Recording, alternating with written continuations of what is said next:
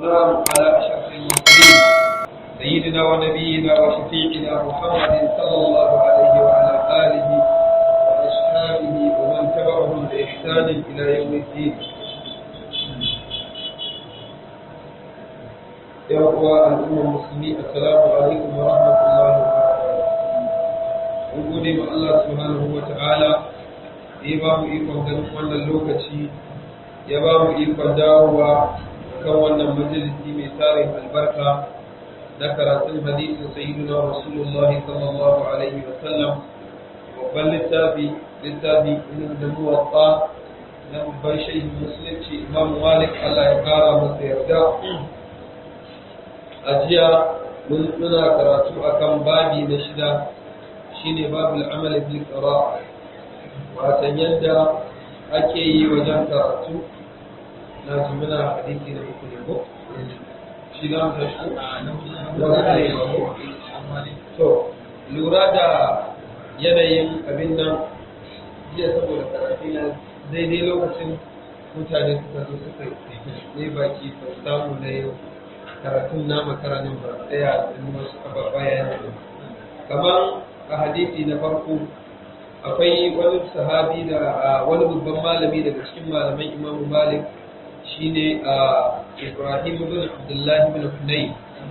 Jiya ba mu yi ta'aribin shi ba. Shi ana kiran shi da Maula al-Madani,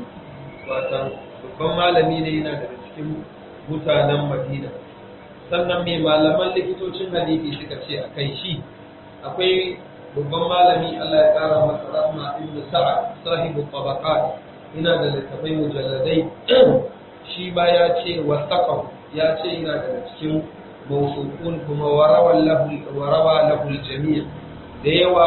malaman hadisi sun ruwaito hadisai a wajen shi. Sannan ya rasu bayan shekara 100 da kaɗan. Sannan shi ma ya karɓo daga wane baban shi al-Abihi. Wane ne baban nashi? Sunan shi Abdullahi Tabi'i. Abdullah. Shi wannan Abdullahi Tabi'i ne, amma shi an haife shi ne, shi wannan baban nashi a watan shi Abdullah Tabi'i ne. Shi ma yana da riwayoyi wanda ya ruwaito ababe daga kan sayyidina Ali ibn Abi Talib, Allah ya kara masa yarda. Sannan idan muka tsaya za mu ga abin ban sha'awa a wannan hadisi, watan tabi'i ya ruwaito ga tabi'i ya ruwaito ga tabi'i. Ba dukkan hadisi ne yake hada irin wannan ba. Akwai abin da malaman hadisi suke ce musu lafa'i. Kaga na imamu nafi malami imamu malik tabi'i ne, ya ruwaito daga Ibrahim ibn Abdullah ibn Hunayn tabi'i ne, shi ma ya ruwaito ga babansa, shi ma tabi'i ne. Sannan aka ƙara ke wannan jeruwan irin wannan uku yana daga cikin abin da yasa sukan kira shi lafa'i. San jingina gaba ne ga sayyiduna Ali ibn Abi Talib. Sayyidina Ali ibn Abi Talib shi ganiyun an tarikh, saboda idan ka faɗi sayyidina Ali ibn Abi Talib zaka koma ga wane ne? Abdul Muttalib, zaka koma ga Hashim, ana kiran shi Abul Hasanain ko kuma a kira shi Abul Hasan. Wani lokacin ma manzo Allah ya taɓa yin mishi laƙabi da Abu Turab. Duk in ka mutum Abu Turab, Abul Hasanain ko kuma a ce mishi Abul Hasan, duk ana nufi wannan alkunya ne na Imamu Ali, Allah ya ƙara masa. Sayyidina Ali yana daga cikin sahabban Annabi Muhammad wanda Allah subhanahu wa ta'ala ya yi musu fifiko da abubuwa da dama. Domin har akan musuluncinsa akwai malaman da sa ce mishi huwa awwal man aslama. Ka bai ko duk da ya musulunta yana matashi a lokacin, amma akwai wanda malaman da suke ganin haka. Sannan abin ban mamaki daga cikin lamarin sayyidina Ali ibn Abi Talib, Imam Ahmad da Imam Nasa'i da Isma'il al-Qadi sun ce lam yadin ko sun ce lam yuru an ahadin bi isnadin jiyadin ma ruwiya an Ali ibn Abi Talib. A doron duniya ba a taɓa ruwaito isnadin wani mutum baitan Annabi Muhammad mai albarka, mai daraja, mai tarin fadla, a ruwaito ga wani mutum in ba Annabi Muhammad ba a taɓa ruwaito wani mai wanda aka ruwaito daga isnadi ba irin wanda ya kai yawan na sayyidina Ali. Watan an wane fadla iri akan hadisan annabi Muhammad Imam Ali yana da su tarin yawa sannan ayoyin alqur'ani ashara wanda suka sauka akan sayyiduna Ali da iyalan gidan ina ba ta fahimta la shi yasa kaga Imam Ahmad da Nasa'i da Qadi da Isma'il al-Qadi suka yi wannan magana la daga ciki Imam Zarqani ina ruwaituwa da ce ba shi sayyiduna Ali ibn Abi Talib Allah ya yi masa wafati ya rasu a watan Ramadan ya rasu yana dan shekara 63 kaga abin ban sha'awa sayyidina Rasulullah ya rayu shekara 63 shi ma sayyidina Ali ya rayu shekara 63 duk da wasu akan shin ya rasu hijira tana cika shekara 40 ne ko ba ta a shekara 40 sabani kabir a wajen malamai saboda menene wani takmila wato cikarsa da muddan khalifancin shi da sayyiduna Hassan yayi Allah ya kara masa yarda ina fata mun fahimta to kaga wannan ina daga cikin fadla da albarka da Allah ya yi ma sayyiduna Ali ibn Abi Talib Allah ya kara masa yarda la daga cikin a'imman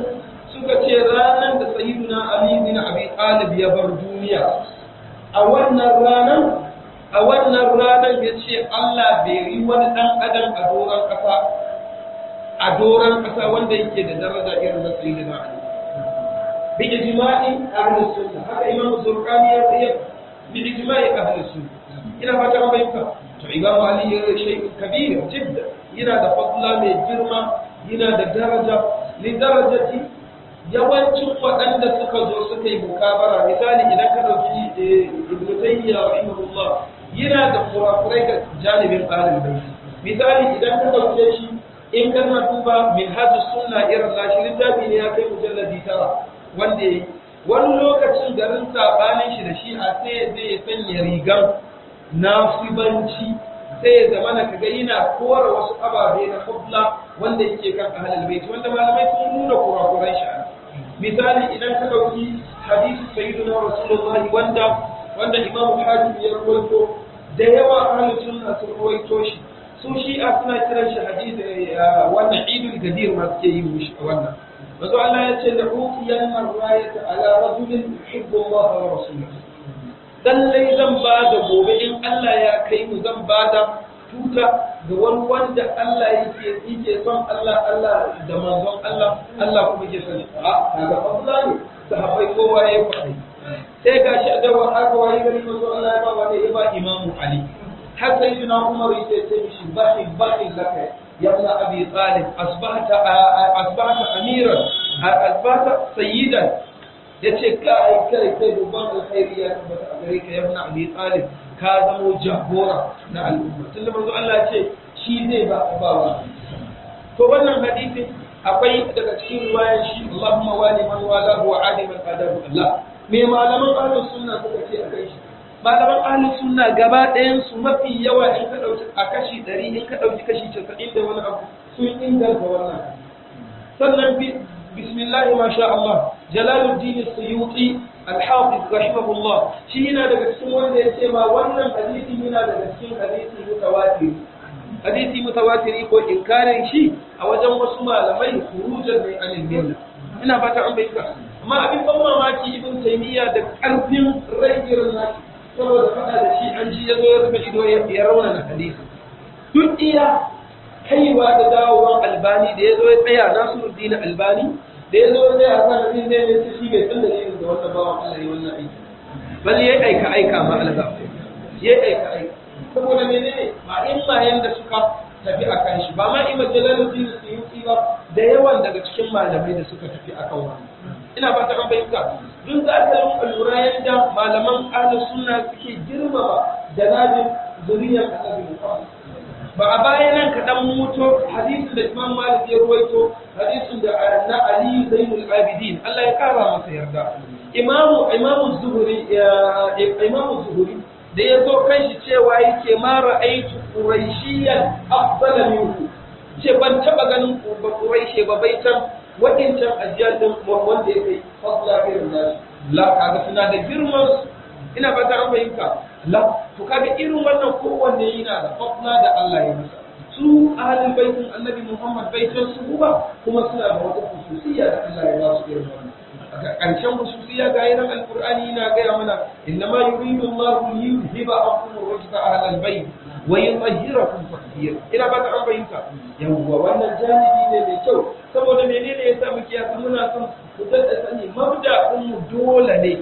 ila ikhda' lahum biyayya a gare su daukan addini a gare su da shauransu duk babu matsala ma abin da muke so manhajin mu manhaji ne tsaka-tsaki mu ne yasa soyayyar mu ga ahlul baiti bai sa mu ɗaga harshe mu ce wai mu a yanzu dukkan muna wai tuhuma mu cire sahabin manzon Allah wanda ba na kwarai ba shi daga cikin aqidan ahlus sunna wal jamaa ina ba ta mun fahimta a ba mu daga cikin wannan haka nan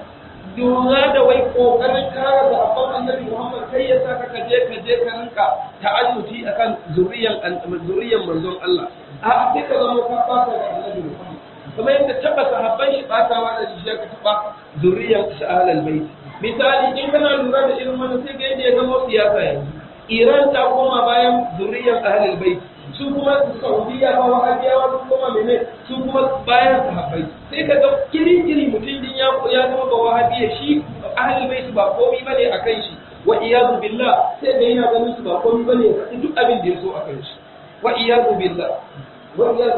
ko kuma shi wanda ya fito daga cikin wancan kawai sai ga yana da harshen da zai daga wai a cikin sahabbai a yanzu har zai cire maka mara kyau shi yana ganin iya gano mai kyau wanda a matsala daya a addini kai kanka baka fa'idantar da kanka ba wallahi na fa'idantar da wannan ba mutunci bane ba koyarwa magabata na kwarai bane ya kamata ka zama a takaki ka so waɗannan ka so waɗannan ina daga cikin ganin girman annabi Muhammad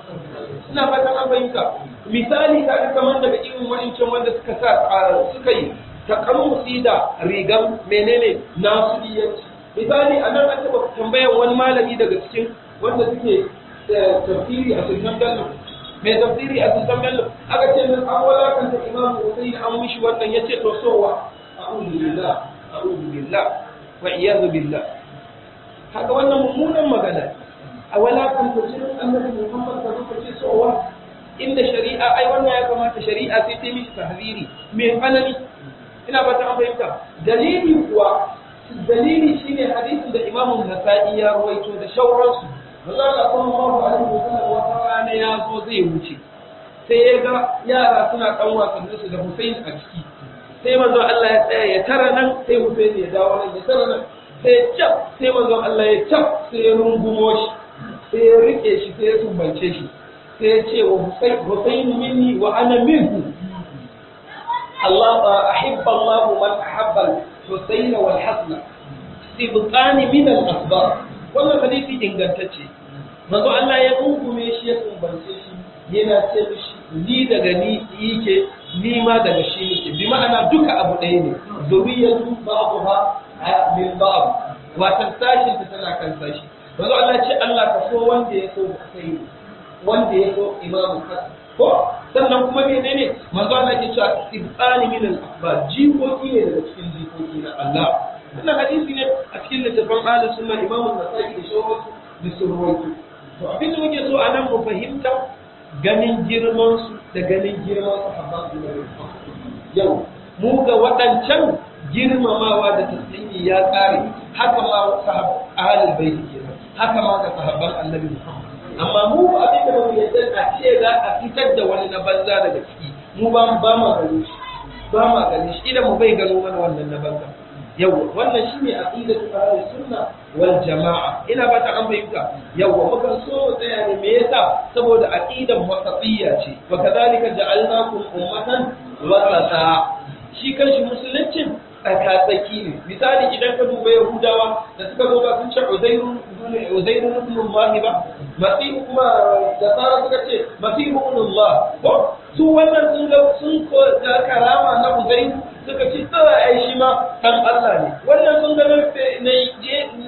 Isa ibn Maryam suka allahantar da shi suka allahantar da maman shi suka Allah mu ko aqidan mu ba a'a lam yalid wa lam yulad qul huwa Allahu ahad Allah ba ya dai ne rad bai haifa ba a haifar mishi ba kaga me ne kenan tsakatsaki har a aqida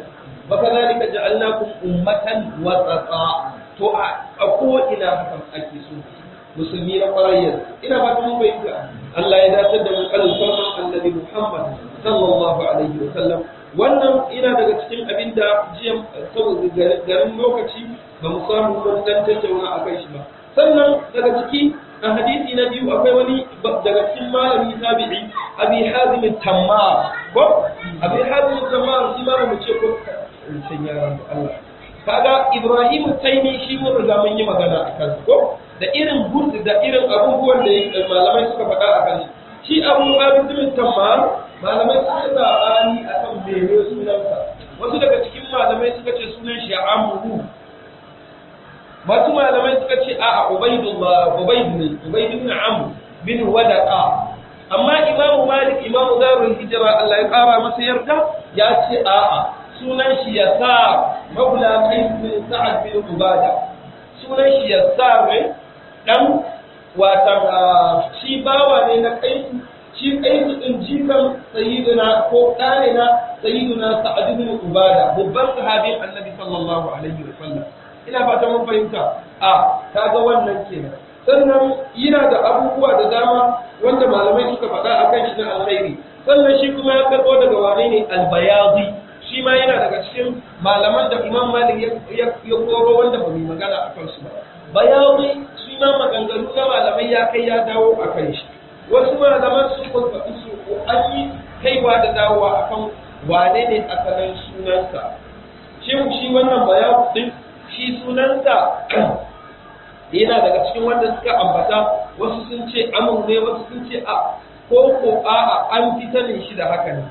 wannan yana daga cikin abin da aka fi sanin sa da shi amma wasu malaman sun ce a'a ba asalin sunansa ke ba asalin sunan shi Ubayd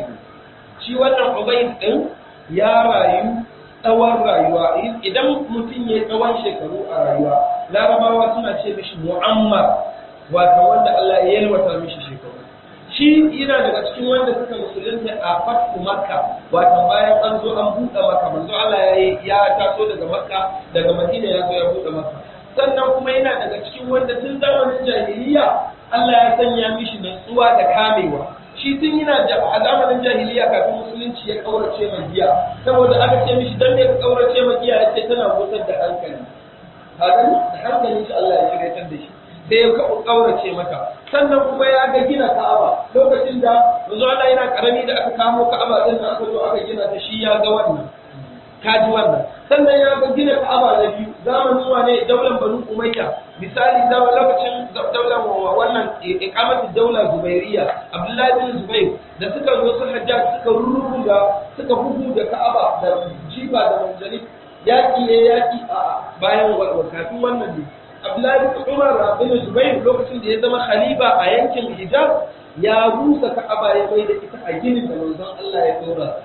da manzon Allah ya gani domin ya taba kiran Asma'u da wasu daga ciki tana karama ita nana Asma mahaifiyar Abdullahi bin Zubair manzon Allah yake cewa laula yake ce wayan Aisha ne yake cewa laula anna qaumaki hadisu ahadi bil islam labanaitul ka'abata ala qawaid Ibrahim yace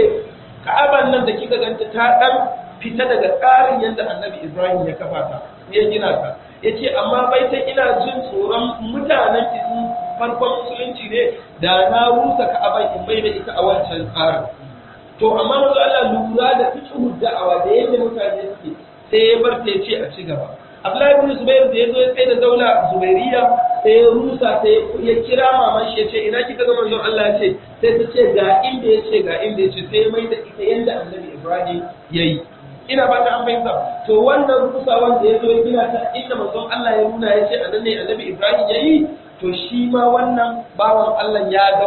wannan sannan ya zauna gaban sayyidina Rasulullah sallallahu alaihi wa sallam ya zamo yana daga cikin wanda idan manzo Allah zai karba zakka na dabino shi ake turawa saboda ganancewar shi idan ya je zai kalli dabino ce ai zai iya yin wannan wusuki kaza kamar zai iya ce maka misali zai buhu kaza don haka a bada a fitar da haƙƙin zakka a ciki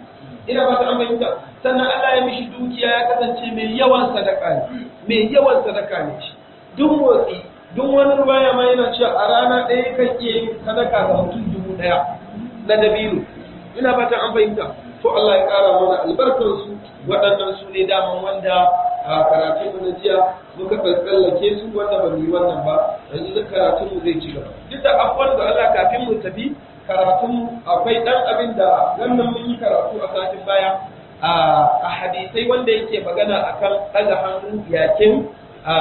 ɗaukakowa daga ruku'u. Imam Malik Allah ya ƙara masa yarda ya ce mana idan an ɗaukako daga sujada ba a ɗagawa ko? To amma bincike ya kai ni inda na ga wani riwaya ya tabbata Imam Nasa'i da sauransu sun ruwaito manzo Allah sallallahu alaihi wasallam ya ruwaito cewa kana Rasulullahi sallallahu alaihi wasallam yarfa'u yadayhi inda ruku'i wa ba'da ruku'i wa inda sujudi wa ba'da raf'i min as-sujud. Har a sujada ma in yaje yakan yi haka, amma ɗagawa so ɗayan ran. Ina fata an bayyana wata akwai wannan riwaya. Kuma Imam Nasa'i da shauran malamai suka ruwaito sahabbai guda 10 masu kan yi haka. Kenan in ka ga mutum misali ya ɗaukako daga sujada yayi guda ɗaya yayi, ba sunna ne na Annabi sallallahu alaihi wasallam, ko zai koma sujadan yayi haka ba matsala ba. Amma misali ruwayan da muke gani misali kamar yadda ƴan uwa suke ma tambaya Allah yadda Shi'a suke yi mai guda 3 nan, to ba mu san asalin shi ba mu gan shi ga wajen a'imma na ahlus sunna wal jama'a. Ina fatan an bayyana, kuma ina ganin kila shine yasa Imam Malik ya ce ba a yi. Ina fatan an bayyana, domin wannan riwayan da ya ruwaito, riwayan wanda na karanto yanzu riwayan hadisin Malik bin Huwairis. Malik bin Huwairis kuma shi ya ruwaito mana riwayan nan na Bukhari, sallu kama ra'aytumuni usalli. Ina fatan an bayyana, kaga shi ya keɓanta da ruwaito kaifiyan yadda manzon Allah ya yi sallah. Ina fatan an bayyana. To na bibi wa'annan hadisan, naga hadisan ma suna da dama akan wannan, duk da Imam Malik bai ruwaito su ba, amma in mun ga wani na yi ba wani abu bane, sukan shi dai sunna ne, wanda yayi yana da ladan shi, wanda bai yi ba bai da zunubi, kuma menene sallar shi dadi. Ina fatan an bayyana. Allah ya samu dace alfarman Annabi Muhammad. Wannan kuma ma na yi kawo din abin ya dan tare ne a yi. Ranar na zo ina lissafin ayan Alƙur'ani inda malaman ilmin nafs ko malaman psychology kenan ko su ne inda aka zo suna magana ijazul Qur'an, sun lissafa abubuwan da dan adam ya so, sai ga Alƙur'ani ya kawo mana kul in kana aba'ukum abna'ukum ikhwanukum azwajukum ashiratukum wa amwalun iktaraftumuha wa tijaratun takhshawnaha wa masakin tardawnaha ko ahabba ilaykum. In ka lissafa watannan a yanzu zaka ga ya kawo maka abubuwa ne guda nawa? Guda 8. Su ma suka faɗi cewa wannan shi ne abin da ɗan adam ba wani abin da ya fi so a duniya kamar waɗannan. Ina fatan an bayyana ni na guda 8 ne kai na faɗi 7 ko? To ina fatan Allah ya sa mu dace. Sauran mu harshe ne nake tunani. Wa hadathani al-Malik al-Amhi Abi Suhayl ibn Malik al-Abihi annahu qala kunna nasma'u qira'at Umar bin Khattab inda dare Abi Jahm bil Bara. Wannan asar Imam Yahya ya karbo daga Imam Malik daga amminsa. Ammi shine kanin baba ko yawan baba. Ina fata an bayyana ko min kankantar shi ko alga Malik. Allah ya mishi wannan. Sa Abi Suhayl ibn Malik shi kuma ya karbo daga baban shi annahu qala kunna nasma'u al-qira'ata, mun kasance muna jin karatu na wane Umar bin Khattab Allah ya kara masa yarda inda dari Abi Jahm bil Bara, watan wajen gidan Abu Jahm a wani waje da ake kiran shi Bala, sunan waje ne. Ina fatan an bayyana wannan wata qira'a fiqhiyya kenan. Ina fatan an bayyana. To wannan bai zai koma da mu in muka koma manhajin za mu samu Imam Yahya ya karbo daga wane Imam Malik. Imam Malik ya karbo daga wane ammi, kaga da kyau, ina da kyau ma an kaga dan uwanka a gidanku da malami ka tsaya kai karatu a gurin shi, ka fa'idar ta kai ma ka ce ka ruwaito daga babanka ko wani na zuriyanka. Ga Imam Malik yana tarwaito mana daga yan uwan mahaifinsa. Ina fatan an fahimta, kaga abu ne mai kyau. Shi Imam Malik wane ne wannan Abu Suhayl din? Abu Suhayl din nan sunan shi Nafi'u ko shi wannan Nafi'u din Ibn Malik. Kenan zai nuna maka kamar Imam Malik an sa masa sunan wane kakansa kenan. To shi kuma ya karbo an abihi, waye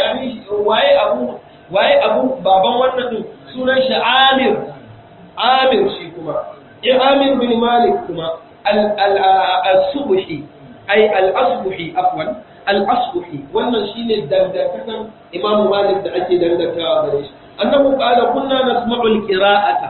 lallai mun kasance muna sauraron shi wannan Amir bin Malik shine ya ruwaye ce mana shi kaga babban tabi'i ne ya ce mun kasance muna jin karatun sayyiduna Umar bin Khattab Allah ya kara masa yarda ko inda dare Abi Jaham watan tun daga ne sai yana musan ya nuna maka misali kamar mutumin da zai zo nan ne zai zo daga kofar gidan misalin masallacin Khalifa gidan Khalifa shi Malam Usman Batai ya ce maka ai ina jin karatun limamin tun daga nan haka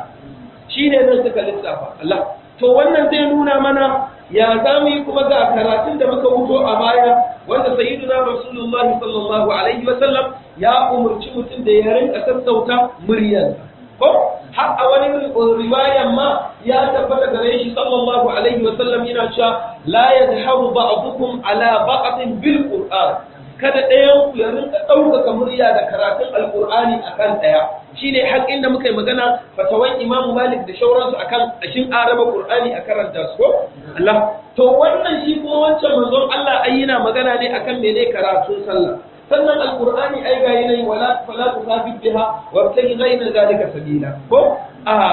kai nan an ce kada ka yi shi a asirce ka kuma ka dauka kamuriya Allah ka yi shi me kenan ake so dai tsawwa ina fatan an bayyana to me yasa aka rawaito Imam Malik Allah ya kara masa yarda gashi na wannan Allah a'immatul hadith alaga kumalan jigajigan malamai idan ka dauki Imam al-Baji mai sharhin muntaka na muwatta na Imam Malik Allah ya kara masa yarda Imam Baji yace wannan abin da ake nufi ga limami wanda ya kasance yana sallah shi kadai shine wancan hadisin da muka karanto wanda ya tabbata ga annabi ya ce kada mu rinka bayyana wannan ya daga sautin wannan akan Qur'ani wannan ya daga a misali malam Tahir gashi ya shigo sai ya zama ina sallar nafila malam Mahmud ko Alhaji Magaci na yi a gefe ina fata an fahimta sai ya zama wannan yana daga nashi wannan yana daga nashi a shine wancan abinda manzo Allah yake nufi la yadharu ba'dukum ala ba'd bil Qur'an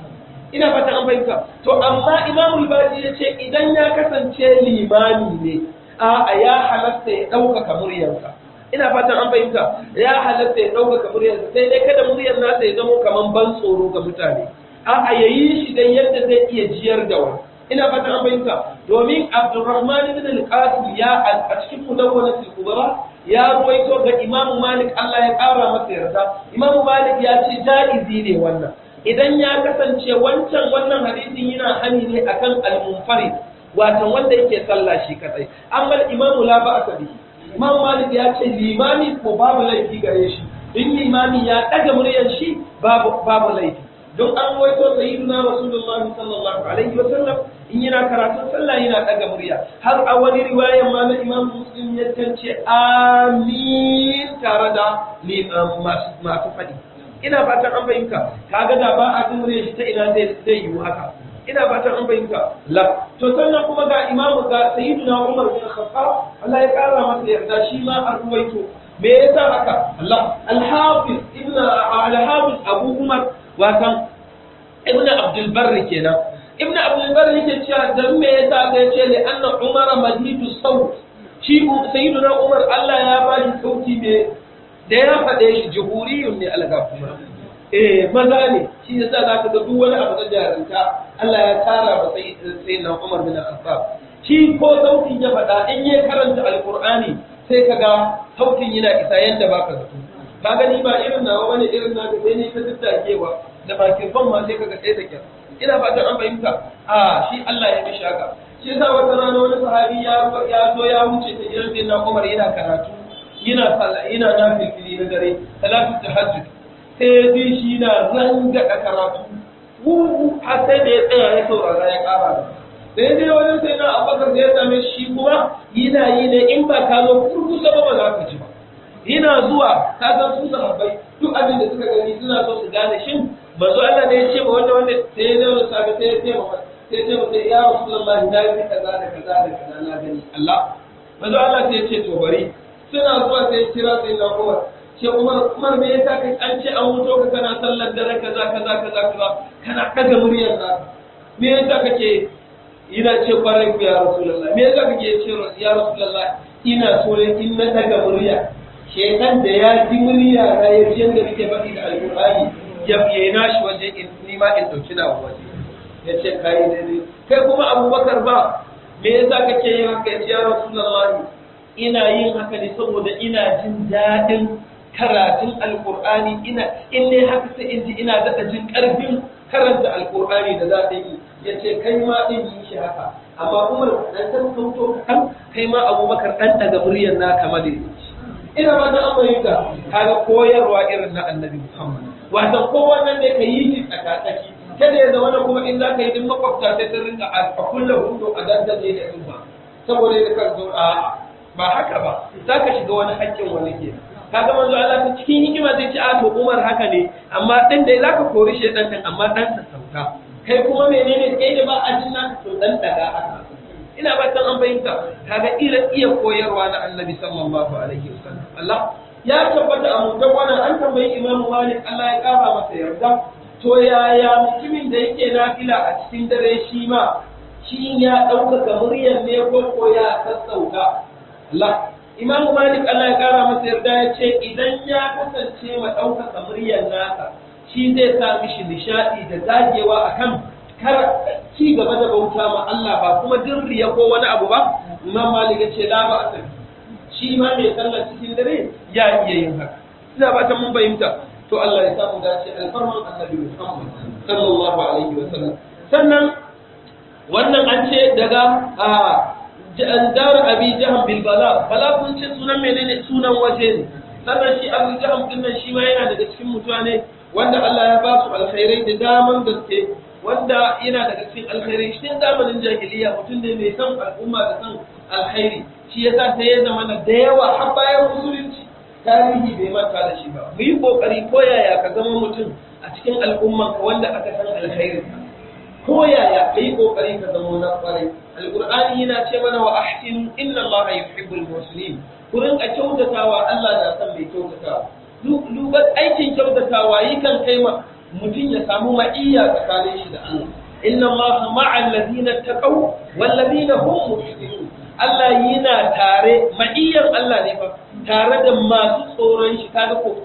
uwa kenan sannan kuma ga wanda suke masu kyautatawa duk abin da zaka yi in dai ya zama na alkhairi ne to kai kokari a tarihin rayuwarka a kanka da aikata alkhairi ba a kanka da abu wanda bai dace ba ina fatan an fahimta a ibada a mu'amala a ɗabi'o'i wannan shine kyawun musulunci kuma shine abin da kullum tasawufi ke kokarin sawa ya tsaye da daular shi a zuciyar al'ummar musulmi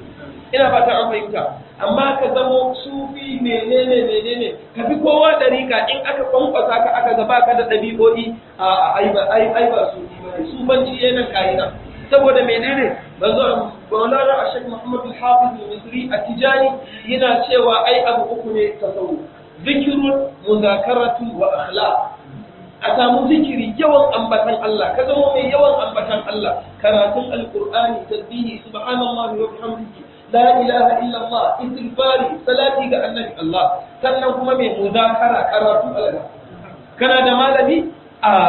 ba wani sufi da ya kwande min da ilimi a tarihin ilimi ba wani hakika da ya taba da ilimi ba shi sufaye in ba haka ba ka duba daga asurin tabi'ai kana ɗaukowa daga tarihinsu ma tun daga kan ƙarni na biyu ka duba ka gani tun daga kan Abu Hashim as-Sufi ridwanullahi alayhi tun daga kan ƙarni na 150 ka duba ka gani wasu wane ne zakakuran malaman musulunci su ba ya alga su mal su ne mufassiru su ne fuqaha su ne usuliyun su ne komi in ka shiga bar har wani malami yana cewa a tarihin musulunci yanzu a duniya ba za ka iya daga wani hadisin annabi sallallahu alaihi wasallam ka kai shi daga kan annabi Muhammad ka zo ƙasa zuwa gare mu ba ce a wannan isnadu dole sai ka fitar da sufiyun ash'ariyun dole sai ka fitar da shi saboda yadda suka hidimta ma ilimi in ko ka koma alqur'ani ulumul qur'an da qira'o'i gaba daya babu wani malami in ba su ba duba imamu shafi je ka ga karaman Allah ai ikon Allah in ka je ziyarar shi. Imam Shafi'i abin ban mamaki inda aka ga Ibn Abdillah Sakandari Allah ya kara masa yarda bai wuce daga nan zuwa masallacin can ba za ka je kabarin. Wallahi mun je muna zufa da wane ne amma kabarin shi yanda ka san ba a cikin al'umma yake ba. Shi lokacin kuma kabarin shi wasu itatuwa ne masu sanyin gaske. Yana ciki yana kwance daga Zinatul Qurra Imam Shafi'i. To su waɗannan ilimi suka hidimta idan ka ɗauke su a Misra sai da ya zama ana da makabarta gaba ɗaya na sufiya. Duk wanda aka ɗauke shi galiban don su hujjatul Islam ne. To ta ina za ka zama hujjatul Islam ka ce a inda ilimi? Ana magana ka ce ilimi hijabi. To wani addini za ka yi? Da me su bancin ya zo maka? Da ilimi. Shi yasa Maulana Shaykhul Islam Shaykh Ibrahim Yazina la budda an tuqaddima ta'alluma wa kulli shar'atil ilahi muhkima. Farkon abin da ya fara ma muridi tammara da shi kenan. Dole ne ka inganta ilimi. A ilimin ma ka zama mai watan a ilimin in kai ka zama mai ingantawa. Bi ma'ana wanda zai iya ijtihadi a ciki. Wannan su ne almajiran su magoya bayan su. Amma yanzu kawai a ce maka wai ka rike tarbi kawai ka yi kawaye gari ka zama da wani abubuwan yaudaran kai ana magana mutum ya ce maka ilimi na duni to ya labinni zai zama jahili ba zai yi ba. Shi ilimi haske ne ko ba haka malamai suka ce ba wa nurul lahi la yuqali'at. Kai ya zaka zauna jikinka duk datti baka san haramun da halalun ba kana ta tsafta ma kanka irin wannan sannan ka ce hasken Allah ya zo ya shiga cikin zuciyarka ta ina ana magana ka ce wai ladunni. Shi wancan ya karanta ladunnin ya haddace ladunnin ya nemi fassarar ladunnin ya tabbaka ladunnin sannan ya sa idza kafa ya tafi nema. Kai ko kana nan kana zaune ba ɗaya kanwan biyu an magana ka ce ladunni. Ana magana sai ce maka ai wancan bawo ne ai menene ilimi bawo ne lubbin shine wannan ƴaƴan ciki shine abin da ake nema. To bai can bawon farko ƴaƴan ciki me zai jikin shi menene shi ba bawo. Allah ya ƙara ma babban profesan mu limamin ƙasa daga Professor Ibrahim Bukhari yana daga cikin hikiman shi wannan haske da Allah ya sa a zuciyar bawo. Yace in ka cire wannan bawon da farko to na biyu me zai zama shi ma bawo ne ko gida ne sai ka murkushe bawon sai ka hure ba don abin banza ne ko ba haka ba? Ya kamata don Allah mu yi maka mu adalci. Addinin Allah in kana neman girma to ka koma ga Allah. Man kana yuridu al-izzata falillahi al-izzatu jami'a. Ka koma ka bi bayin Allah ka bi yadda suka bi. In ka bi wallahi za ka ilimin mu alal aini wa ra'at ba hasada ba komi la zaki ala Allah la zaki na anfusana ala Allah ba muna tsarkake ba mu wallahi bai dame mu ba bai dame mu ba. Jagorance mu ya zuwa ga Allah. Ai Allah ne ya mana alƙawarin wattabi'i sabila man alaba ilai. Ku biyo hanyar wanda ya kamo ya zuwa gare ni. To in dai har za mu miƙa hannu ka miƙa mu ya zuwa ga Allah, ai mun sallama alga su malam. Mu ba ahlul inkar ba inkari kike yi ba. Amma misali ka ce ba tabi'i sabila sai mu zo shi Allah ya ce man anaba ilayya kai kuma kana dauko hannun kana ya zuwa kanka. In ka je wani a ce aka sallaka wajen wani ba sai mu yi maka sallu. Kai wallahi kuma in jalbu. Ba shi ke ba. Ana ga musu wala a to gaskiya ne wala wallahi duk wanda in kana neman a mai da kai balla a mai da kai an mai da kai da dabba ba bambanci to wallahi ka kai karatu. Duk wanda bai karatu ba to yayi jana'izan kanshi ya birna kanshi a kabari. A kabari. Shi zai zauna a walakance a tozarce ƴaƴan shi ma haka zuriyar shi ma haka zai ta zama akan haka. Alfaharunmu iyayenmu da muke faɗin su da kakanninmu da malaman anguwanmu me yasa ilimi alga kuma jagoranci ilimi kai to mu ije manhajin su mu ce za mu kama wani wallahi malam zaka kama hayaniya ya kai ka tashan da ba ko ba mene sunan shi bai ce wa ka ma a wannan ko ya kamata don Allah mu kula ilimi shine babban abu shine abin da aka fi saukarwa da manzon Allah shine kuma gadan da manzon Allah ya bar mana wanda manzo Allah ya ce fa duk wanda ya rike shi ahaba bi hazzin wafirin manzo Allah ne baka samu yace duk wanda ya rike ilimi to ya rike babban abu kuma shi ilimi irin sifan Allah ne ba a ce gidan wani ba banda wani ko su wani banda wani ko kabila kaza duk wanda yayi sai ya zama irin kayan Allah ne sifa ne na Allah duk wanda yayi sai ya zama wallahi malam in a titi aka haifi mutum in ya fara neman ilimi a kwana a tashi wallahi sai ka rinka ganin zuriyar shi sun zamo abin ado a wajen al'umma. Muna da shi a turasul islami Abu Usman Jahil babban malami ne sai da ya zama da Shaykhul Arabiyya Larabawa suke cewa shi mutum ne wanda Allah ya mishi sifa bai da kyan gani sannan gashi mutane ai ta sabani akan ina ya fito ya shiga Baghdad inda zai tsuguna ma bayi da shi sai dai ya je ya dan rabo ana karatu irin wannan ya ji ya koma nan in ya je ya dako ya tara inda ya samu abin da zai ci sai ya zo ya samu masu maktaba masu library sai ya zo ya ce musu don Allah bari in ba ku wannan kudin kulle ne a ciki kawai da safe in kun fito in fita shi kenan idan fa ya shiga nan daga ibada sai ya dauki wannan ashe Allah ya saka wani double computer a cikin kwakwalwa ashe duk in ya shiga cikin daren nan in ya dau littafi da ya tafi kawai shi kenan ya haddace in ya dau wannan ana ta ganin shi ba a san haka ba warraqun duk sun san shi masu sai da irin in jarida ne ake siyarwa misali littattafai zai siya in ya karanta wannan shi kenan zai kara gaba gashi bai da kyan gani gashi wannan amma ran da ilimi ya juyo a gaban shi larabawa hakuka sun yi a gaban shi. Shaykhul Arabiyya suke ce mishi Imamu Jahil ba a taɓa samun wanda ya balagatul Arabiyya ya sana'anta ta irin shi ba daga shi sai Sheikh Abdul Qadir Jilani dukansu ba larabawa bane su suke lakaba mishi wannan ba suna ce mishi Shaykhul Arabiyya ba dan kowa ba maimakon da ana tunanin ina ne gidansu a yanzu kowa na shi ne kowa yana son da ya rike shi shine nashi idan ka dauki Sheikh Abdul Qadir Jilani mutumin Farisa ne mutanen irin yankin Iran da shauransu irin wannan Imam Hujjatul Islami Abu Hamid al-Ghazali ba balarabe bane Bukhari kanshi ba balarabe bane Muslim ba balarabe bane dukkan mafi yawanci duk Abu Dauda, Nasa'i, Tirmidhi, Ibn Jinni, wane duk waɗannan mashayikh din ba balarabe ko kwaya a ciki. Dagewa suka yi karatu. Kai gashi larabawan kullum kokari suke su karanta abin da suka yi. Ina fata an bayyanta wannan yana nuna mana mene musulunci addini ne na kowa ya dage. In ba ka yi ba to wallahi ka sanya ma kanka ba ji ba gani dan ka yayi. Kai irin yanzu na magabata yanda suka yi wani kan ɗauki rigar shi je sayar a kasuwa ya zo biya ma shi kuɗin makaranta wani kan ɗauki littafi shi abin da ya mallaka akuya ne menene ya siyar ya zo ya ɗauki ɗan shi ya kai makaranta amma mun saboda Allah haka muke ka yi ka gani ka jarraba ka gani billahi alazimi ko ba a kanka ba ko ina in ɗanka ya yi ilimi duniya sai ta biyo ɗan naka imamu ahmad bai waye ya ga mahaifinsa ba na taɓa gaya muku a nan mahaifiyarsa ya gani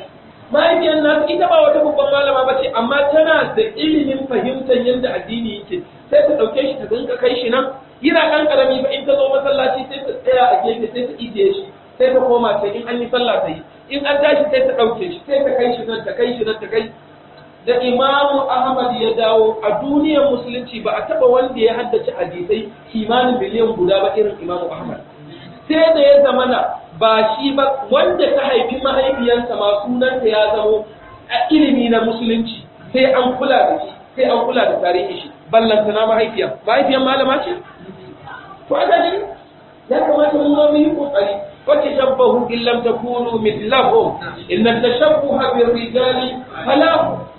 in ba mu zama irin su ba malam mu kamanta to babu wani addini da ya yaki ilimi ba wata hakika da ta saba ba ilimi a science ne a menene ba wani bincike da ya hakika wanda ya saba wa ilimi Allah ba su bayan bane suke gaya mana wasaltu ila haqqil haqiqati bil haqqi bu'aida maqami fi haqiqati haqqihi da mene bi ilmin wa zawqin wa ikhtishafin muhaqqaqi ta'allamtu ilma al-jam'i min qabla khalqihi ko ba ka su bayan ka ce ba da abu uku ake yin wasuli ake samun wasuli da ilimi da kashafi da zauki farkon me suka fara gabatarwa ilimi to ya kai zaka zara wannan sannan ka ce mutane kai usuli wallahi ba inda kai usuli zuwa gare shi shaydanan ka ne kawai kuma ba harkan misali ka zo ka ɗauki wani abin da yake mustahabbat ko wani menene ka ɗora shi ka mai da shi wajibi wa ya ce maka Shehu Ibrahim ce mana yake wala liman akara hadal wurdi idan la amri lil wusuli tataji yace na rantsa da girman Allah in ka rika wazifa kadai kaka tsara kaka rage wazifa kawai kana yin zikirin juma'a kana lazimi yace da shi kadai da girman Allah zaka yi wusuli ya zuwa ga Allah to me kake nema ma kawai dai din san dai sai an tara mutane a bautar da su ai wannan hana su neman ilimi saboda dai sun ilimi za su gano Allah to in ba kuma menene to ya kamata tun Allah mu koma kamar yadda khalifan Usman Allah ya kara masa lafiya kullum ina jin daɗi ina alfahari da wannan abu da yake yi kan ce har karatun boko mu koma Allah wannan shehu Jamil wanda ya shekara kusan 80 yanzu gashi yana ma dan shekara 17 18 irin mu yana ce mana wai mu koma karatu har na boko ku koma aka ga wannan zuriya rayuwa ta aikin kenan to amma kuma ta gefe kana samun dan 30 zuwa 40 yana cewa ha ije shi to kai dai ka san ko a hankali abinda mai wancan shekarun ya hango wannan ko ya hauri ni ba zai hango ba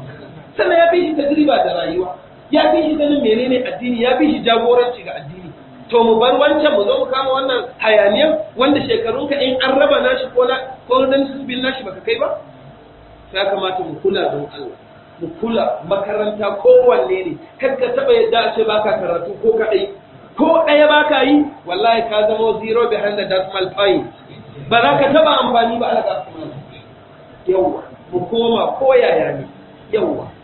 Allah ya samu dace alfarman annabi Muhammad sallallahu alaihi mala yake cewa hadathani an malikin an-nafi' an Abdullah ibn Umar kana idha fatahu shay'un min as-salati ma'a al-imam fima jahara bihi al-imam bil qira'ah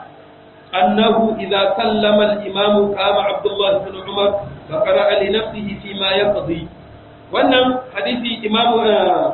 Yahya karbo daga imam Malik shi kuma karbo daga imam Nafi' shi kuma ya karbo daga Abdullah ibn Umar Abdullah ibn Umar kana idza fatahu shay'un min as-salat Abdullah ibn Umar babban sahabin Annabi Muhammad idan wani abu ya kubuce mishi daga sallah misali ya zo sallar magriba raka'a ɗaya ta kubuce ko a sallar ko biyu ko sallar subahi biyu ɗaya ya kubuce ko sallar isha biyu sun kubuce mishi da farko to me yake yi yace ga yana idza fatahu shay'un min as-salati ma'al imam idan wani abu ya kubuce mishi daga a tare da liman fi ma jahara bihi al-imam bil qira'a a inda liman yake bayyana karatu to me yake annabu idza sallama al-imam yace sai hakura in liman ya sallama kama Abdullah ibn Umar sai da Abdullah ibn Umar sai ya tashi fa qara'a li nafsihi fi ma yaqdi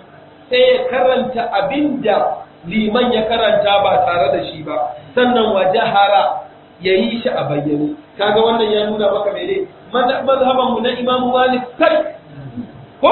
in an wuce ka da sai raka'a wanda ake bayyana karatu in ga tashi wanne zaka yi shi a bayyane ga dinna Abdullah ibn Umar haka yake yi ka kan ko dinna Abdullah ibn Umar ko kaki ne aka ce maka yayi so uku yayi haka to manzon Allah ya taba yi shi to ballantana a sallah ne ga yanda yake yi kaga mazhaban Imam Malik sak ga manzon Allah makarantar Annabi Muhammad kana da mazhaban Imam Malik ka ije ka dauki wani hayaniya an haife shi karni na farko tun karnin manzon Allah aka haife shi ya rasu a karni na biyu karni na manzon Allah bai kare ba dan an haife shi hijira na da shekara 93 ya rasu hijira mafi ingancin riwaya shekara 179 kaga ko 200 ba a yi ba to manzon Allah ya ce ɗarin da ke gaban shi ma mai albarka ne duka anan ya rayu sannan ba za mu bauta ma Allah da wannan ba wanda tsakanin shi da manzon Allah mutum ɗaya biyu sai ka zo ka ce mana mu dake sai mu dauki mu fahimtar Ibn Taymiyyah kadai shi kadai wanda in ka tunda zaka ga tsakanin shi da manzon Allah shekara 600 da wani abu to kai ko wata shida ne ai zan tsallake ka in koma wajen wancan 600 fa ina ba ta an fahimta Ibn Taymiyyah karshen 600 aka haife shi ya zo ya rasu shekara 727 takriban da 700 ina ba ta an fahimta irin wanda za su rika nuna maka ai mazhabin mazhaba ba ai wani abin nan ne wallahi jahilci ne algafuma amma mazhaban Imam Malik sak alqur'ani da sunnar Annabi yawa don haka rikewa daram yawa kakka yadda Allah ya ce maka a baka wani buruburu Allah ya sa mu dace alfarman annabi Muhammad.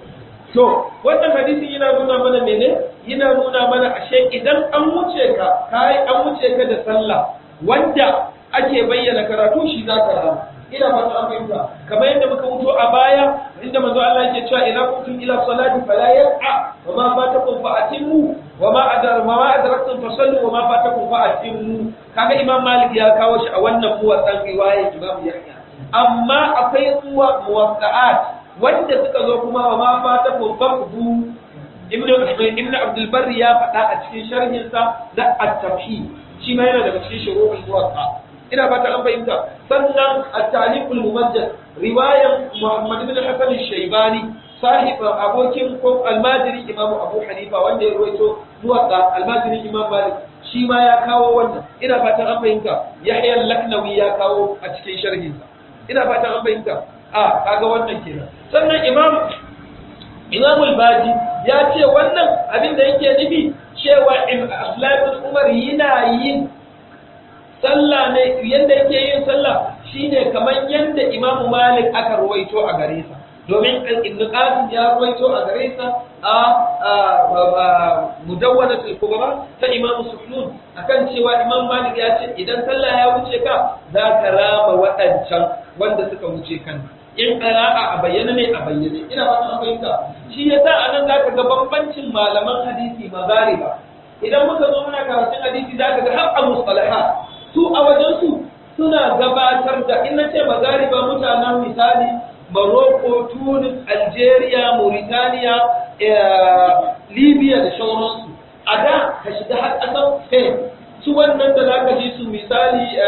Barcelona da wane ne da Madrid da wa'i su waɗannan garuruwan manya-manyan shahidan musulunci ne. Ka dawo Kurtuba, ka dawo Ishbiliya, duk waɗannan garuruwan malaman musulunci dukansu ana ce musu malaman Maghrib.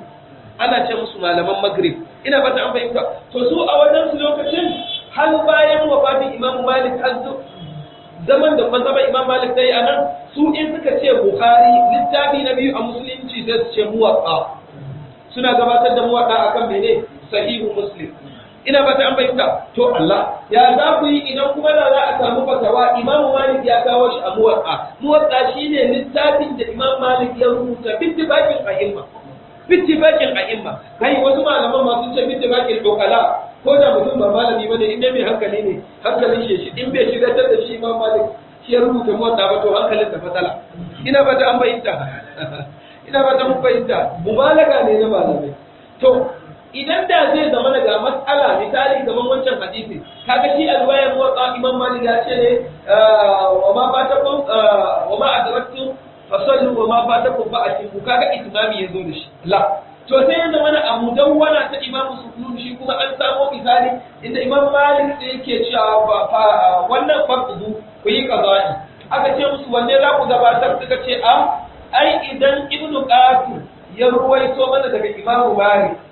aka sunfata wanda take cikin muwatta to za mu gabatar da riwayar mudawwana akan muwatta. Menene dalili suka ce saboda Imam Malik ya nuna Abdurrahman ibn Qasim ya ce mishi shine hamilul madrasa, sirrin makarantar da komai da karatun wannan da kake ganin shi ya nade ka. Kaga ashe ba suka ce to in dai ko haka ne ya fi kowa kiyayo mas'aloli na addini. Ina ba ta bayyana shi yasa Imam Sufyan ya karanta littafin a gaban shi sai da ya karanta shi min albihi ila yabi Ibn Qasim ya ce mar'e sannan Asad-ibn Furat shi ma ya karanta. Ina ba ta fahimta to shi yasa su a wajen su idan aka samu matsala wanda ga ta mudawwana sai su rinjaye da na mudawwana. Ina ba ta fahimta kuma mudawwanan nan da kake ganin ta ita ce summarizing din da aka yi an dauke ta ne an talhisin ta wannan risala ta Abu Zaid al-Qayrawani da ka ganta an taƙaito mudawwana ne gaba ɗaya aka zo mana da ita. Ina ba ta fahimta summarizing ne shi yasa da ka ga su ma malamai da suka yi ta mata sharhohi kamar irin su Abi Abdul Wahhab al-Maliki shi ma yana da sharhi akan ta da ya shigo kasan shi mai risala Abu Zaid al-Qayrawani mai dukiya ne da aka zo aka sharhin littafin nashi ya ji dadi ya ce to ni ma ai bar in saka maka a gwada mun shi da nauyin zinari nauyin zinarin nauyin abin da zaka ka gani sannan irin su Sheikh Ahmad az-Zaruq da shauransu shawu na risala suna da yawa ina fata an bayyana Allah ya samu dace alfarman Annabi Muhammad hadisin mu na karshe yake wa hadathni an Malik an Yazid ibn Ubada annahu qala kuntu usalli ila janibi Nafi' ibn Jubair bin Mut'im fayadmuzuni fa'aftaha alayhi wa nahnu nusalli. Wannan hadisi Imam Yahya ya kago daga Imam Malik, shi kuma ya kago daga Yazid ibn Ruman annahu qala ya ce kuntu usalli ila janibi Nafi' ibn Jubair, ina kasance ina sallah kusa da Nafi' dan Jubair bin Mut'im, sai ya gumuzuni sai ya dan taba ni haka, idan yana karatun nashi ta tsaya yace sai ya taba ni, sai ya dan tabe shi irin tayadani mana haka, yace fa afta alaihi wa nahnu nusalli, sai in tada shi a inda ya tsaya kuma gashi muna sallah. La wannan asar zai nuna mana menene? Na farko dai idan muka duba nan za mu ga Yazid ibn Ruman, malamai ba su tsawaita magana a kan shi ba, amma su ce yana daga cikin mutane wanda an aminta da iliminsa da addininsa. Sannan in muka matsa gaba za mu ga Nafi' ibn Jubair ibn Mut'im. Jubair ibn Mut'im mun mutu a baya mutum ne mai fadla, yana daga cikin manyan al'umma wanda khairul ummati ma ko yace to shi wannan Jubair ibn Mut'im suka ne tabi'i daga cikin kibarun tabi'i, sannan kuma yana da riwaya da yawa. Sannan bai san wannan riwayar nashi ya rasu shi jiran Annabi sallallahu alaihi wasallam na da shekara 99, shine wannan Nafi', shi dan watan Jubair ne dan Mut'im, wanda silsilatu iyayen shi da kakannin shi sahabban Annabi Muhammad. Ina fata an fahimta, ga tabi'i kakan shi kuma a matsa sahabin Annabi sallallahu alaihi wasallam ba Allah. To shi din ya kasance mahaddaci ne, idan yazo yana yin sallah, idan ijazi na alqur'ani ya taba shi, tilawan ya tsaya sai ya taba dan kusa da shi, in ya taba shi wannan sai ya tada shi a inda ya tsaya sai ya ci gaba. Ashe ba laifi bane kai sanya haka. Ina ba ta bayyana Allah da dalili kwarai kuwa ya tabbata a cikin sunna ingantacce, sayyiduna rasulullahi sallallahu alaihi wa sallam wata rana ya zo yana sallah fataraddada inji mai riwaya, sai manzon Allah ya dan kai komo akan qira'a. Mutane suka aka yi sai ba a samu wanda suka tada shi ba. Manzon Allah sallallahu alaihi wasallam baitan an gama sallah sai ya ce alaysa fil qaumi ubayyun, a wani riwayan alam yakun fil qaumi ubay bin ka'ab, kunni da qur'anin annabi da qur'anin shi tun manzon Allah na da rai, a gaban manzon Allah ya haddace alqur'ani. kaga ko wanda suka haddace alqur'ani a gaban manzon Allah khilaf bainal ulama, wasu malaman su ce gaba ɗayan su ba su wuce mutum tara ba, wani riwaya ma suka ce guda 6. daga ciki akwai zullurai sayyidina Usman ibn Affan. Sayyidina Usman ibn Affan a gaban manzon Allah yana raye ya haddace alqur'ani, da wannan shi Ubay ibn Ka'ab Allah ya kara masa yarda. Ce za ka gan shi manzo Allah wata rana ya taba cewa ya ce Ubay zo Allah ya wo mu wahayi. Ce ya Rasulullahi da ya ce karanta mu suratul qayyima lam yakun alladhina kafaru. Allah ya ce wa Jibril ya zo ya ce ka karanta mu, ya ce ni ya Rasulullahi ya ce kai, ya ce aka ce maka Ubayyu, ya ce an ce mun Ubayyu da sunan Ubayyu, ya ce kai ba Jibril ya ce mun ba, ya kama kuka yana karanta ma manzon Allah lam yakul alladhina kafaru. Subhanallah, jimin sahabbai sun kai girma a wajen Allah, har Jibril ma ake aikowa ya ce wane, mala'ika bai faɗi sunan shi. Ga kuma wancan sahabin shi ma wanda Dahi, shi Dahi yana daga cikin, saboda tsaban biyayyen shi da manzon Allah da kyawun sura da Allah ya bashi, shi Jibril ma yakan sifanta da shi. Ya taba shigowa, Jibril ya zo da sifan shi, ya zo ya zama manzon Allah tambaya, shi manzon Allah yana kallon shi ya san ba Dahi din bane. Ya zama manzon Allah tambaya ana bashi, a'a yana tashi yana fita ta nan kofa sai ga Dahi ya shigo tana. Ta bar ya hada wani irin abu manzo Allah ya murmushi ya ce a Jibril ne wancan ga dai na shi wanda da shi ka dai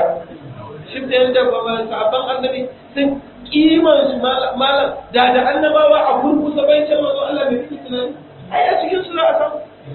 Ya kamata mu san kiman sahabban annabi Muhammad, mu san darajar sahabban annabi Muhammad. Kar ka yadda ka bata tarihin addininka, ka bata tarihin rayuwarka da aibanta ɗaya daga cikin sahabban annabi. Ka duba dai wani malami da muka wuto, duk girman shi da ilimin shi, kawai saboda ya taɓa lawwata harshen shi da wani daga cikin khulafa'ur rashidin shekara 1300 yanzu sai da aka ruwaito mana, ya taɓa yin mummunan magana a cikin akan sahabban annabi. ga ilimin nashi ba amma sai aka bai ya taɓa yin mummunan magana akan sahabban annabi ka gani to idan ko ka zamo mai alkhairi ne ko ka zamo duka kana son su irin yanda mu sufaye muke ba sahabbai da ahlul baiti duka muna son su ba ma fata akan kowa duka iyayenmu abin biyayya ina fata an bayyana duk wanda ya ce maka bai san wannan yana son wannan ƙarya yake ba annabi yake so ina fata an bayyana yawo to ya kamata mu kula da janibin su Allah ya sa mu dace alfarman annabi Muhammad wannan yana nuna cewa ashe idan mai karatu yayi haka mai sallah yayi haka babu da ikaka da shi amma sayyidina Abdullah ibn Qasim ya rawaito daga Imam Malik Allah ya kara masa yarda Imam Malik ya ce idan da mutum zai zo ya istiftahi ya budi ga wani limamin da ba za shi ba shi ga wanda yake bin sallama ibn Qasim ya ce wannan sallan shi batacciya ce Allah sallan shi batacciya zai ya ce kwarai kuwa ai wannan kaga dai Qur'ani ya karanta ko ya tada wani liman ya ce amma daidai take da zance saboda yaya kai da ka zo ana alladina hum fi salatihim khashi'un wanda khushu'i ake so ka watsar da duniyar ka koma ga Allah gaba daya ta ina har ka gano aqida da ke kusa da kai har ka gano wani gayi can yayi kuskure misali ga wani mai karatun alqur'ani bari in gyara ma wannan shi yasa a mazhabin Imam Malik duk wanda ya ma wani limami gyaran ka da shi a karatun alqur'ani ba limamin da kake bi ba to sallar ka ya rubuce ina fata an bayyana kila ko ba anan ba wani excuse da ce ai ina bin liman ne ba sarwa ba mu ya bi liman ba zai dauka ba anan ba liman ba zai dauka ba malamai su ce ina fata an bayyana to Allah ya sa mu dace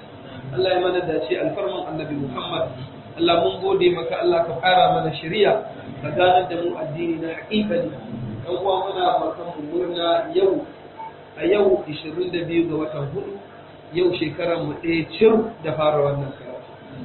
alhamdulillah mun gode ma Allah don Allah ko na manta wani ya rike mun fara shi ranar 22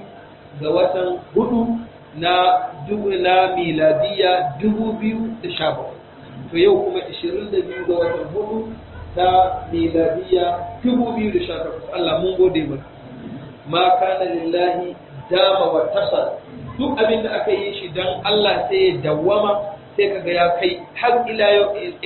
yawmin qiyamati amma ma kana lillahi in qata aw fasala da ba don Allah aka shirye wannan ba da ba za mu kawo ga irin wannan kuma alhamdulillah in kai lissafi sai kaga mun karanta wasu ababe da dama daga cikin irin yadda karatutuka suke duk da ban sani ba kila ko karatun baya muku sauri irin yadda kuka fi so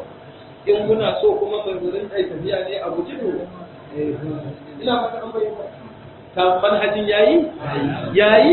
ya gamsar to Allah mun gode maka to Allah mun gode maka Allah ya yarda da abin da muke yi ba muna cewa mun iya bane wallahi muna kamanta abin da magabata ne suke yi amma mu ba iyawa ke gare mu ba Allah shine mai iyawa muna roƙon Allah ya yarda da mu Allah ya amsa mana wannan abin da muke yi Allah ya tabbatar da shi Allah ko bayan bani Allah ka wanzar da shi ila yawmil qiyamah Allah ka yawaita waɗanda za su ci gaba da wannan alkhairi alfarman annabi Muhammad sallallahu alaihi wa sallam ina ganin idan da wannan tambaya ɗaya biyu duk da yau ba za mu kwaya uku kawai za mu amsa da ɗaya biyu to guda uku shi ke bismillah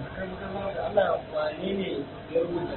littafin mutawwana kuma shi ita ma tana da ruwayoyi kamar yadda mu wata ya salam malam gali ya tsokalo maganar malamai wa ya rubuta littafin mutawwana khilafun kabir bainal ulama wasu malamai sun ce asalin wanda ya fara rubuta mudawwana almajiri imamu malik ne ana ce mishi asadul qura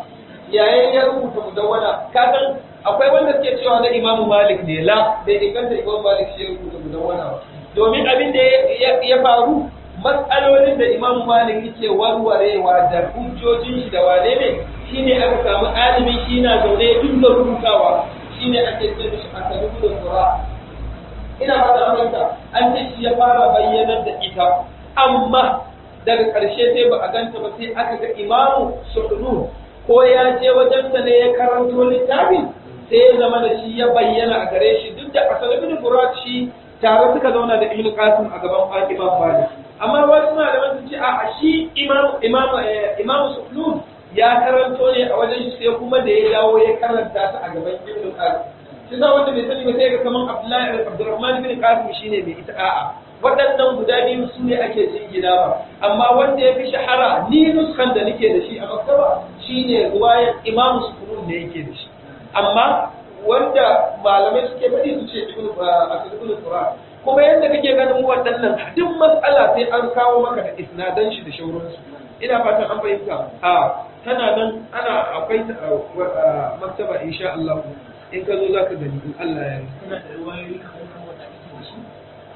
shahararrun wanda suka ruwaito ta kenan guda biyu amma a yanzu idan aka ce maka ina ruwayar Asad ibn Furat yana da wahala ruwayar da ta gaba duniyar musulunci shine ruwayar Imam Sukunu ina fatan an fahimta yawwa ta ji wannan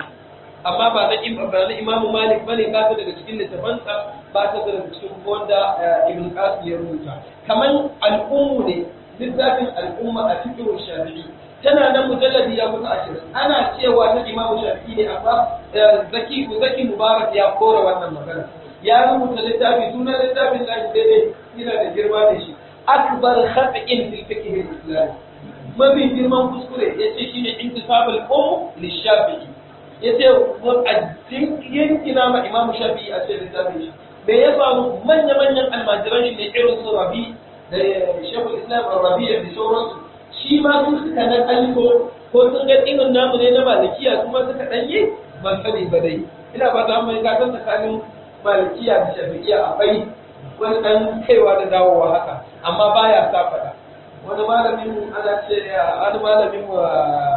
Sheikh wannan a Azhar idan muka zo za mu yi karatu zai ce ina yan malikiya na ga ce ga sai ce to shafi'iya ba in yace sai ce in alladhi yashfa'u rasulullahi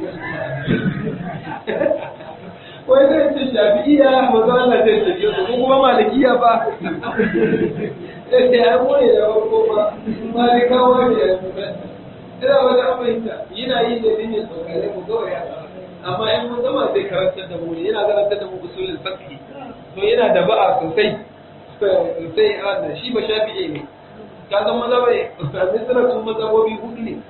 a gwamnatance mazhaban imamu Abu Hanifa a wajen mutanen gari mazhaban Shafi'iyya in ka koma mutanen ƙauye mazhaban Malikiyya in muka na je na kwana bani Suwaib ina zuwa daga komi da ko kallu ba a yi na ce yawwa Allah ya dawo da ni gida ka gani da irin sallar subahin na duk ulumul da komi yadda ka san sana komi da komi to kaga su mutanen ƙauye ko su kenan wajajen sa'i ina fata an fahimta amma a gwamnatanci duk wani abu da ya shafi harkan kotu daura aure menene ana yin shi ne a mazhaban Abu Hanifa amma su kuma mutanen garin galiban sun fi mazhaban Imam Shafi'i walillahi Imam Shafi'i anan aka rufe shi har kabarin shi naje ina fata an fahimta ga shi ga Sheikhul Islam Zakariya Al-Ansari ka gani to Allah ya sa mun dace tabbata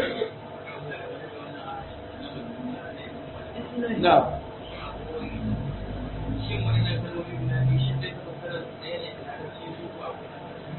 وإنما الحياة الدنيا يازو أقوي لعب ولهو كمان في سورة الأنعام دوكا هكذا أما إذا تشكو في سورة الأعراف لهو ولعب شيء منين لهو babban shekul islam shek muhammadu sayyid al-tantawi shekul azhar rahimahullah ya bambanta su yace idan aka ce lahu shine duk abin da zai shagaltar da kai daga barin Allah barin samun darajar lahira wannan inda ko menene inda zai shagaltar da kai daga wannan ya saba ma Allah haramun Allah in kuma fa shine duk abin da zai shagaltar da kai daga neman abinci in ba zai shagaltar da kai daga neman abinci ba bai zama haramu daga nan ne malamai suke makwallon kafa uzuri idan ya zama mutum ya je harkokin gaban shi kawai ya zo ne din huta ko kuma ba zai je dan motsa jini na mubahi jaizi saboda menene al-harakat tuqawwi al-adlat ko imamu Ghazali yana cewa al-aql as-salim fi jasad as-salim ana samun hankali ne mai kyau yayin da jiki ya zama mai lafiya kuma sai na Umar ma ai na irin motsa asai ya ce koya ma yaran ku shiga swimming pool ku koya musu tseren doki ku koya musu yan guje-guje duk abu ne mai kyau a musulunci in dai bai shagaltar da kai da gabar misali sai ya zama na kwallon yana hana ka zuwa buɗe shago ya laina hana kai da an san kai kake ba wani kuɗi sai muka kuma yau kai kake tambayan wani kuɗi saboda tsaban kallon kwallo ko da yin kwallo za mu ce to wannan haramun ne a kanka amma in bai hana ka wannan ba malam ka je kai mubahi ne in matukan ya keɓantu watan babu abin da yake bayyana tsiraici a ciki sannan kuma babu abin da ya saba ma shari'a amma idan ya zama akwai abin da ya saba ma shari'a a ba wannan ba zai zama ba misali cace ya shiga ciki ina fatan an fahimta ko kuma bayyana tsiraici a wannan kuma ya zama kuskure ina fatan an fahimta ko haka nan shi ma lahu din in ya zamo yana shagaltar da kai daga hanyar shiga aljanna ne ko wani ina fatan an fahimta Allah ya samu dace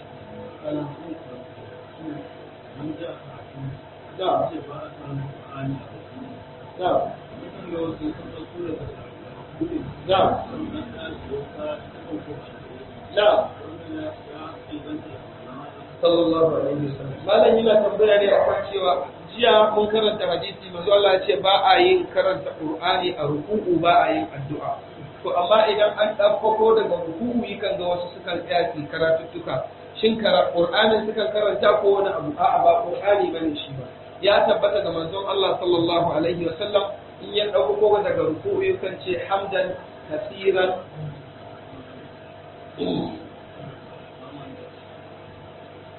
yakan ce hamdan kasiran